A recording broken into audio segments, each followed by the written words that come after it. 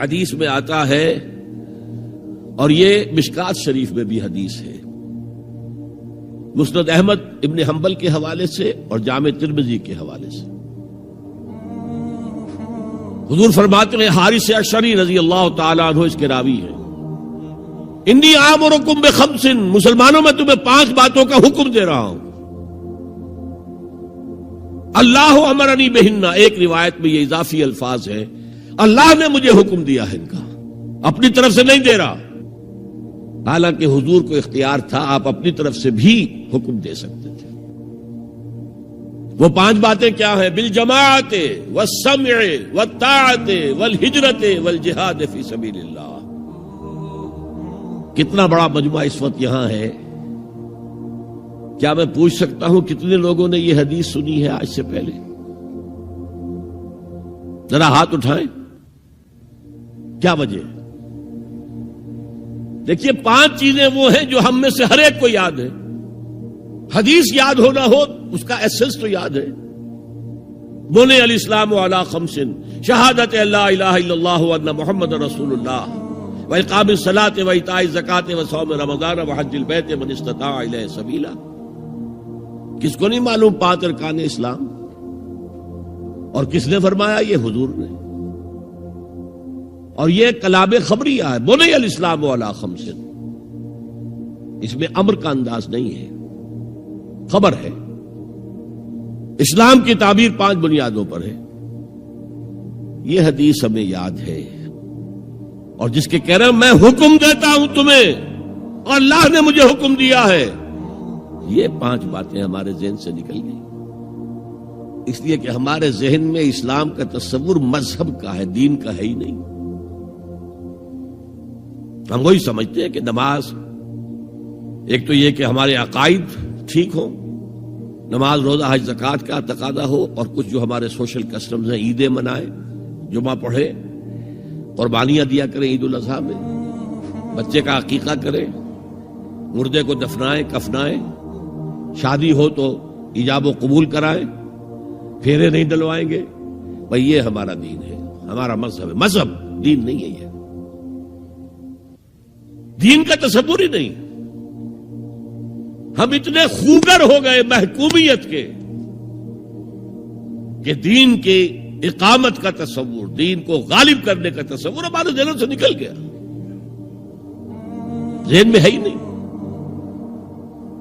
علماء کو بھی اجنبی سی بات لگتی ہے، یہ کیا بات کہہ رہے ہیں، یہ تو اجنبی سی بات ہے، اس لیے کہ ہمارے ذہنوں سے تصور نکل گیا۔ پہلے مسلمان بادشاہ تھے، ملوکیت تھی، وہ اسلام تو نہیں تھا، اسلامی نظام تو خلافت راشدہ کا تھا، ابو بکر اور عمر اور عثمان اور علی اور حضرت حسن کو میں مزید شامل کرتا ہوں۔ تب 30 برس بنتے ہیں جو حضور نے فرمایا تھا کہ یہ 30 برس خلافت رہے گی، بعد میں تو ملوکیت آ گئی، یہ بنو امیہ کے بادشاہ تھے، چاہے خلفاء اپنے آپ کو کہلوائیں، بنو عباس تو بڑے بادشاہ تھے، شہنشاہ تھے، بڑے محل بنائے تھے، اور یہی حال پھر جن کو ہم کہہ دیتے ہیں عثمانی خلفاء، یعنی ترک بادشاہ اور شہنشاہ، ان کا بھی حال یہی تھا۔ اسلام کہاں ہے؟ اس کے بعد آ گئے انگریز نے کہا قانون ہمارا ہوگا، کرمنل لا ہمارا ہوگا، CRPC ہماری ہوگی، سول لا ہمارا ہوگا، نظام ہمارا ہوگا، ہاں نماز پڑھ سکتے ہو، روزہ رکھ سکتے ہو، ہمیں کوئی تمہارے مذہب سے کوئی دشمنی نہیں، بلکہ انگریز نے تو بڑی رعایت کی تھی، اس نے کہا تھا تم اپنے فیملی لاز بھی اپنی مرضی سے جیسے چاہو طے کرو۔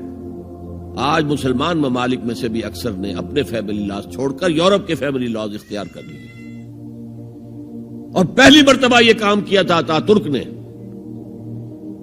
اور یورپ کے اخبارات نے پھر تنزیہ لکھا تھا کہ یہ عجیب قوم ہے، کہتی ہے کہ بہترین قانون ہمارے پاس ہے، اور حال یہ ہے کہ فیملی لاز بھی ہم سے مانگ رہے ہیں، رومن لاز سے اخذ کر رہے ہیں فیملی لاز، یہ ان کا حال ہے، کہتے ہیں بہترین قانون ہمارے پاس۔